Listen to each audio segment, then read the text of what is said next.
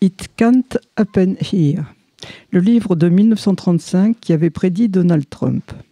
Harry Sinclair Lewis est né en 1885 et mort en 1951. C'est un romancier et dramaturge américain majeur des années 20 et 30. Auteur à l'humour caustique, Sinclair Lewis portait un œil critique sur l'Amérique blanche, société fermée, hypocrite, raciste, aux codes rigides. Il dénonçait ainsi le monde des affaires et la vulgarité des affairistes et arrivistes de tout poil. En 1928, il épouse la journaliste Dorothy Thompson qui obtint une interview d'Adolf Hitler en 1931. Lauréat du prix Pulitzer en 1926, qu'il refuse, il est le premier écrivain américain à se voir décerner le prix Nobel de littérature en novembre 1930. En 1935 paraît « Cela ne peut arriver ici ». Inspiré par ce qu'il se passe en Europe, Lewis décrit l'arrivée au pouvoir en 1941, en pleine période de crise économique, d'un candidat populiste et traditionnaliste, Berzelius Buss-Windrip, sorte d'Hitler américain. Par ses promesses, ses menées machiavéliques, ses brutalités et ses roublardises, il parvient en un temps record non seulement à prendre le pouvoir, mais encore à faire régner la pire espèce de dictature moderne avec ses accessoires. Milices paramilitaires, dénonciations, camps de concentration, antisémitisme, torture, etc. Intimement lié au monde des affaires et de l'Église, il manipule les électeurs en leur promettant tout et n'importe quoi.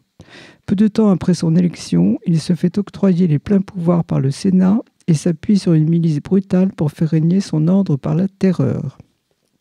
Des solutions simples et radicales sont apportées aux grands maux des sociétés capitalistes. Le problème du chômage est ainsi résolu simplement en parquant les pauvres dans des camps et en le faisant travailler pour presque rien à de grands travaux.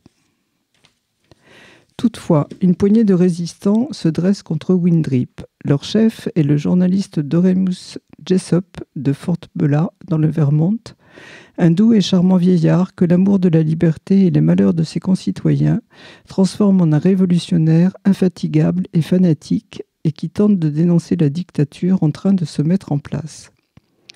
Le personnage de Adelaide Tarr Jimich est inspiré de la militante isolationniste américaine Elizabeth Dilling. Jessup contre Windrip, c'est le combat de la douceur de vivre, de l'humanisme, de la lumière, contre l'obscurantisme et la tyrannie. L'édition française, traduite en prenant beaucoup de liberté par Raymond Queneau, paraît en 1937 chez Gallimard sous le titre « Impossible ici ». Sinclair Lewis, en collaboration avec John Moffitt, écrit une adaptation pour la scène de ce roman, montée simultanément dans 21 théâtres américains en 1936. À l'occasion des élections et probablement en raison de la vague de populisme qui a soulevé l'Amérique et porté Donald Trump au pouvoir, les livres de Sinclair Lewis ont été réédités au cours de 2016 aux États-Unis et en France.